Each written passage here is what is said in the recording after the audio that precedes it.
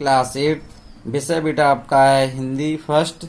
और बेटा आज हम आपको चैप्टर सेकंड के प्रश्न उत्तर कराने जा रहा हूँ। बेटा सभी लोग अपनी नोटबुक निकाल लें। अगर फेयर पर नहीं लिख रहे तो रफ कॉपी पर नोट कर लें, उसके बाद फेयर कॉपी पर आप लोग इसके आंसर साफ साफ अच्छी सी राइटिंग में लिखना। बेटा इसका देखो पहला क्वेश्चन देखें, ध्यान दीजिए। पहला क्वेश्चन बेटा ऐसा दिया गया है, शेर के उदाहरण से लेखक ने क्या समझाया है। तो बेटा इसका आंसर आप लोग लिखेंगे। आप लोगों ने बेटा इस पार्ट को अच्छी तरह से रीड कर लिया होगा। तो बेटा देखो इसका आंसर देखो इस तरह से लिखेंगे, हम आपको बोल रहे हैं, ध्यान दीजिए। अपनी नोटबुक में या रफ कॉपी में पहले लिख लें। देखो बेटा पहला क्वेश्चन दिया गया है, भरपेट मांस वही शेर खा सकता है जो अपने हाथ पैर हिलाता है। दोबारा फिर एक बार सुने, भरपेट मांस वही शेर खा सकता है जो अपने हाथ पैर हिलाता है, घर से बाहर निकलता है, दौड़ धूप करता है और कभी कभी बलवान हाथियों से भी लोहा लेने के लिए तैयार रहता है। इस तरह से पहले प्रश्न का आंसर हो जाएगा। आप लोगों ने लिखा सभी लोगों ने। दूसरा क्वेश्चन इसका देखें, किसी भी कार्य में सफलता अपने आप नहीं मिलती, उसके पीछे परिश्रम तथा कर्म उपस्थित रहता है।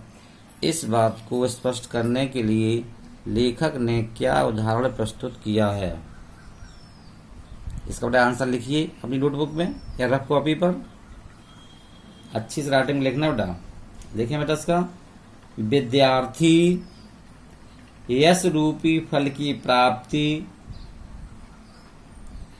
विद्यार्थी यश रूपी फल की प्राप्ति परिश्रम रूपी बीज से ही कर सकते हैं। परिश्रम रूपी बीज से ही कर सकते हैं। अपने आप ना तो वृक्ष से फल पैदा होते हैं और ना ही यश, उनके पीछे अवश्य ही कोई ना कोई कारण छिपा रहता है। किसी भी कार्य में सफलता अपने आप नहीं मिलती, उसके पीछे परिश्रम तथा कर्म उपस्थित रहता है।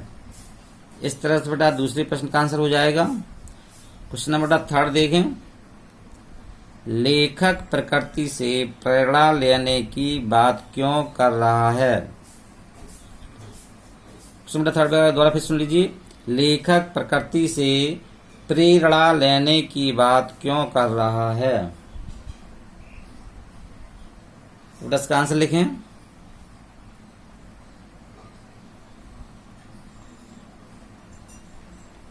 थोड़ा बेटा इसका आंसर बड़ा है ना, बुक के हिसाब से शॉर्ट में करके लिखवाएंगे।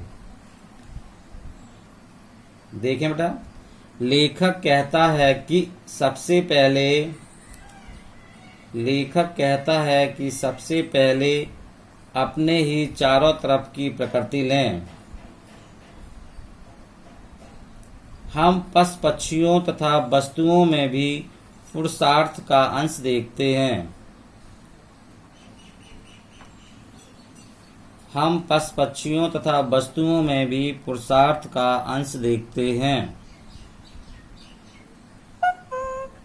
मधुमक्खी प्रत्येक फूल पर जा जाकर ही मधु प्राप्त करती है।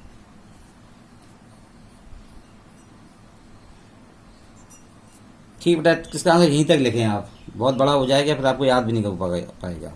ठीक है, क्वेश्चन नंबर 4 देखें।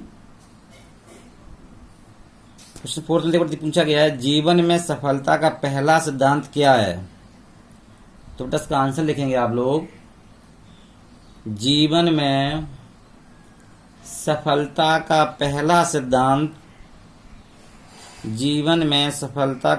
सिद्धांत उद्योग है। क्या की जगह पे केवल आपको उद्योग शब्द करना है और इसका आंसर पूरा पूरा वैसा ही आ जाएगा। ठीक बेटा, आज आपको 4 क्वेश्चन करवा रहे हैं, शेष क्वेश्चन बेटा आपको अब कल करवाएंगे। ओके।